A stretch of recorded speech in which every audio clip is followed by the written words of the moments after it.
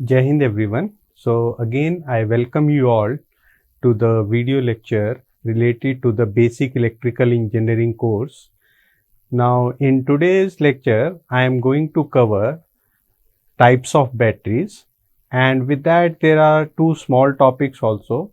So first one will be the battery backup and second one will be the energy consumption. So all these particular three topics will be covered in today's lecture. So starting with the first one, that is types of batteries. So related to the introduction, as we all know what is a battery. So basically in a battery the important elements are cathode, anode and the electrolyte used. So again, cathode, we know that it is the positive terminal. Here the chemical reduction occurs, that means it gains the electrons. The second element is anode. So anode is the negative terminal. Here the chemical oxidation occurs, that means it will lose the electrons. And the third important part is the electrolyte. So this electrolyte has some important function. That means first one, it's separation of ionic transport and electrical transport. Second, in this the ions move between the electrodes and the terminals. And the third one, it is helps in the flow of current in the battery. So these are the important elements of a battery. Now coming to the types of batteries. So we know that basically the types of batteries, they can be classified into two types. First one is called primary battery, that are non-rechargeable battery also. So that can be used only one time. And the second type is called the secondary battery. So starting with the first one, that is the primary batteries. So as the name indicates, these batteries are meant for single usage. Once these batteries are used, they cannot be recharged. So that is a very important limitation of these particular batteries. And in this particular case, you find these batteries in different sizes. That means again we are using these batteries in our day-to-day life, like in our remotes also we are using this, or even in small toy cars also. So the normal size that are generally used, either we use AA or AAA batteries. So these are the first one types of battery, that is the primary batteries. The most popular one we are going to discuss in detail also. So they are called secondary batteries. So secondary batteries, basically they are rechargeable batteries. So this is the basic difference between a primary and a secondary battery. So these batteries can be used and recharged simultaneously. They are usually assembled with active elements with active in discharge state. Rechargeable batteries are recharged by applying electric current, which reverses the chemical reaction that occur during the discharge. So various chargers are used for this, which supply the required current. So we have seen these type of rechargeable battery in our home also, like we are using these rechargeable batteries in our mobile phones or in laptop also, even in MP3 player, and we are using these rechargeable batteries also for the inverter that is used as a backup for home. So these are basically the secondary batteries. Now secondary batteries that are available in the markets, so the few that are widely popular, the first one is the lead acid battery. So you might have seen this lead acid battery also. So it is generally very popular in case of automobile sector, like in case of your two-wheeler, four-wheeler, you might have seen these lead acid batteries. So lead acid, the cell is generally used in automobile sector. So they deliver short burst of high power to start the engine. So that is the basic purpose that for which these particular batteries are used in automobiles, and similarly they are also used for lighting purpose.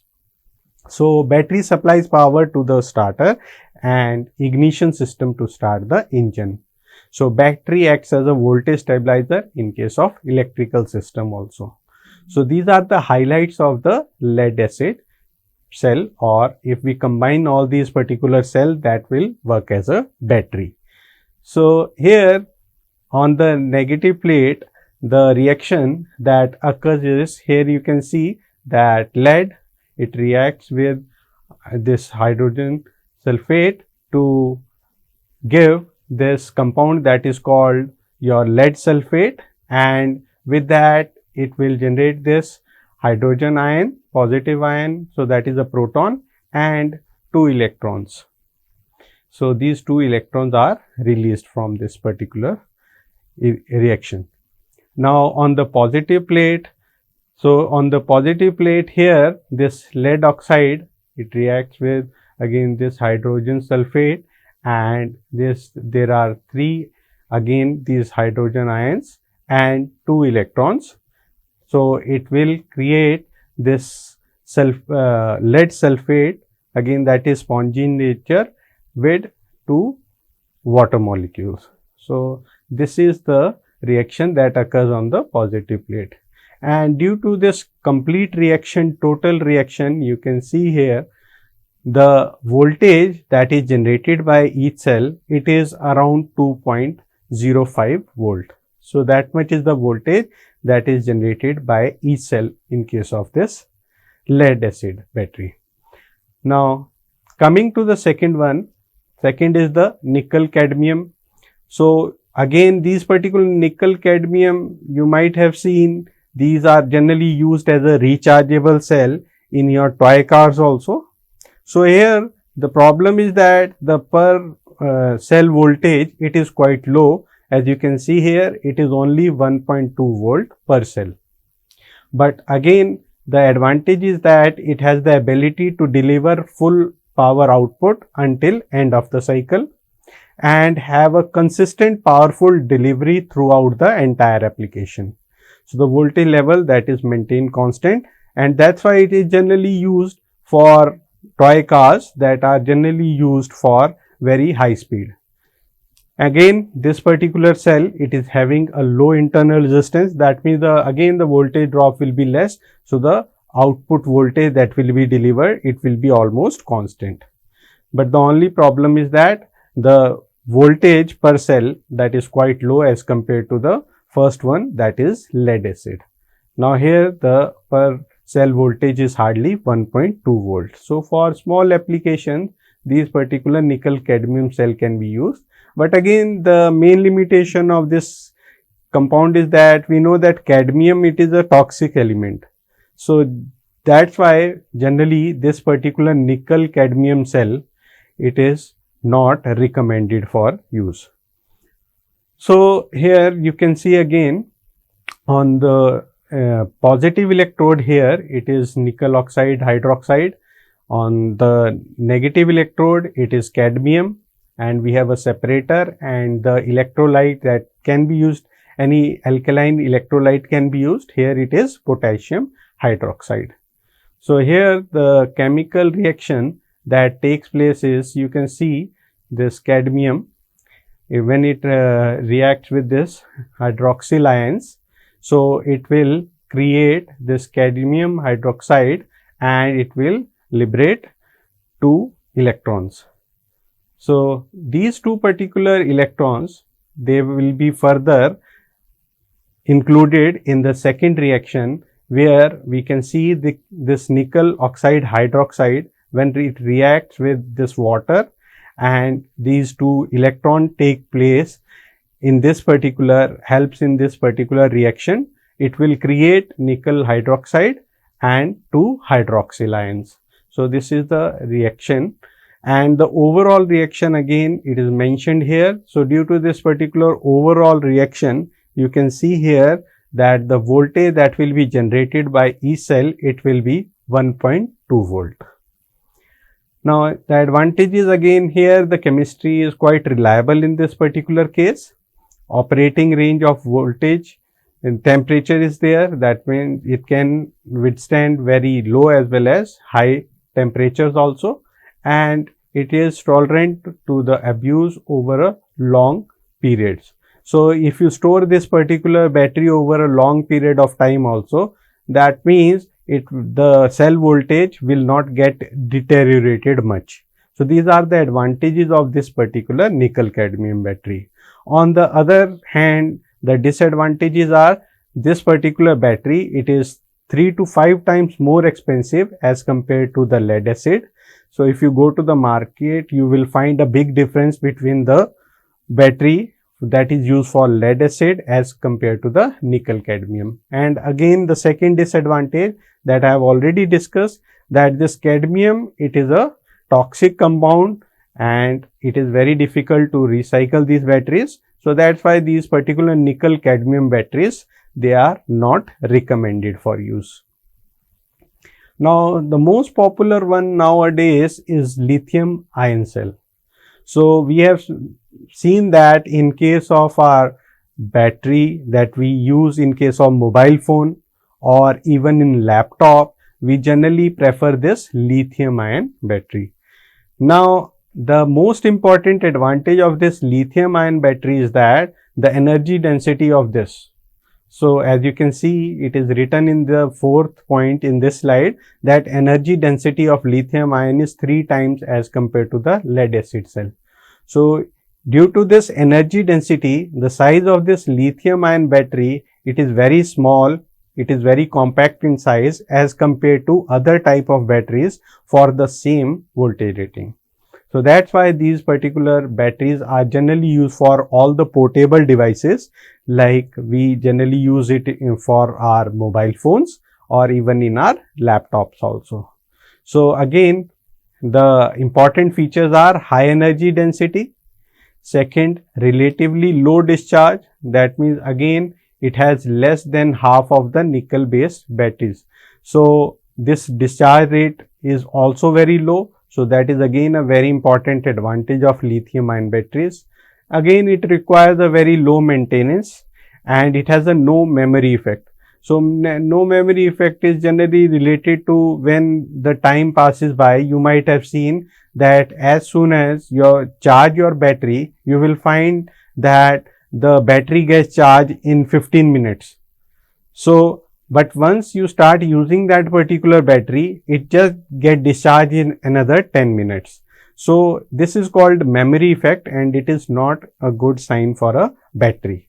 So whenever this memory effect takes place, we have to replace it with a new one. And the most important disadvantage you can say with this lithium ion cell is that it is very costly. It is almost twice as compared to the nickel cadmium battery and it is 5 times as compared to the lead acid cell. So the cost is very major concern for this lithium ion battery, but I think with the time, as the time passes by and when the volume will grow, so the cost of this lithium ion battery will also get reduced. So here again on the cathode, that is the positive terminal. So here you can see the chemical reaction that takes place, that is cobalt oxide. When it reacts with the lithium ion and electron, so it will create this lithium cobalt oxide. So it is a reversible reaction. And on the negative electrode, that is anode, this lithium carbide, it will create this graphite and this lithium ion and it will liberate one electron.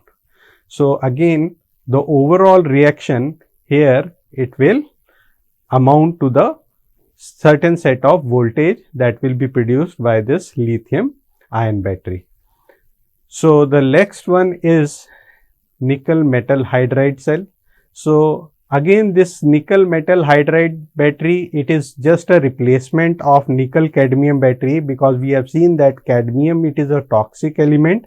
So simply we have replaced this cadmium by this metal hydride. So again, metal hydride is a type of rechargeable battery.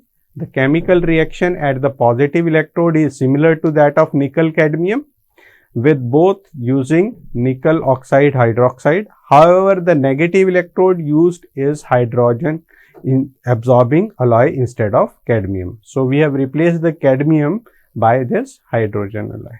So these nickel cadmium batteries can have 2 or 3 times the capacity of nickel cadmium batteries of the same size rating. So again, that is a very important advantage of using this nickel metal hydride battery, because for the same size, the capacity of this battery is many times greater as compared to the nickel cadmium battery.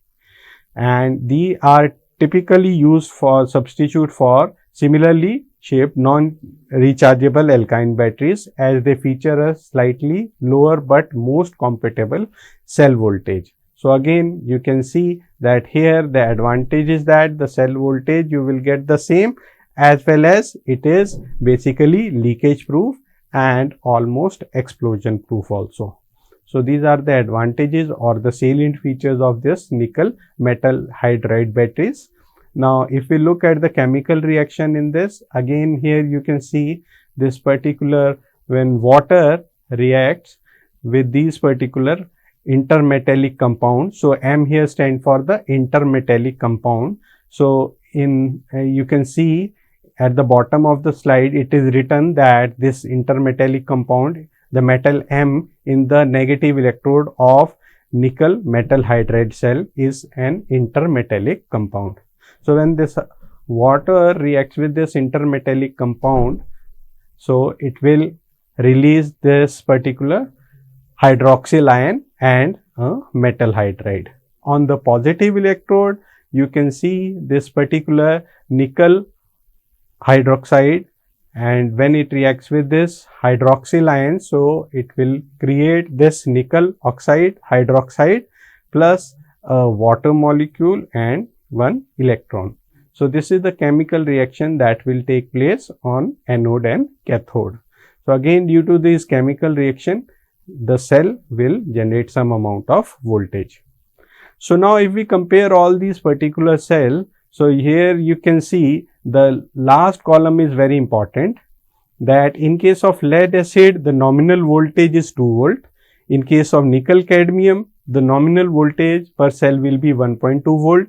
So lithium ion, it will have the highest value of nominal voltage. That's why it is generally preferred for all the portable devices like mobile phones or even in laptops. So it is almost 3 times as compared to nickel cadmium, that is 3.6 volt to 3.85 volt. And last one is the nickel metal hydride. Here the cell nominal voltage is 2 volt. So depending upon various factors, like if we consider the cost and the voltage, so we can decide which particular battery can be used for which particular application. So this is all about the types of batteries. Now coming to the charging and discharging characteristics, so you can see here it is the charging and the discharging curve related to the batteries. Here you can see once the charging starts, so the voltage start building up and it will reach its nominal voltage after some time. So after that the voltage will be kept constant. Similarly, in case of discharging case, once you start using the battery, first the battery voltage, it will come down here, and again after coming down at the starting point, it will be almost equal for some time period, and after that once the battery is in the range of 20% left, so the discharge rate will again increase. So you can see here the discharge rate is high at the time of starting and at the end of usage. So the next topic is battery backup. So by battery backup, we mean that suppose we are using a battery for a mobile phone. So for how much time period this particular battery will give a backup, that is called battery backup. So to understand this particular topic, so I will take one example. Suppose we know that the rating of any particular battery, it is always in ampere hour. So ampere hour is equal to watt hour per voltage. So if we take a simple example that we have to calculate the battery backup of a 100 ampere hour battery. So this is the ampere hour rating of the battery that is given to us as 100, connecting to a load of 100 watt and supply voltage is 12 volt. So here we know that the rating of the battery is always in ampere hour. So the rating of battery is 100 ampere hour. Power formula, as we know that this is DC. So in case of DC, power is equal to V into I. So here this particular I will be equal to P by V. So the power here is 100 watt and the voltage is 8.33. Sorry, 12. So the current comes out to be equal to 8.33 ampere. So here the battery backup will be equal to, if we divide this 100 by 8.33, that is the value of the current, we will get the time, that is coming out to be 12 hours. So that means this particular battery, it will give a backup of 12 hours. And one more important topic is related to the energy consumption. Like we are using any particular source for energy consumption purpose. So how much will be the energy that will be consumed over a period of time, that can be calculated using this particular formula. Suppose a system consumes energy of 500 watt of power, and if it works for 2 hours a day, how much will be the energy that will be consumed in a day? So we know that the relationship between energy and power is energy is equal to power into time. So energy here we have to calculate. The power that is given is 500 watt, and we know that generally the units for this energy is always in kilowatt hour. So we will convert this particular watt into kilowatt. So it comes out to be equal to 0.5 kilowatt. So power is 0.5 and the time, that is again in hours, it is 2 hours. So the energy consumed per day, it will be equal to 1 kilowatt hour.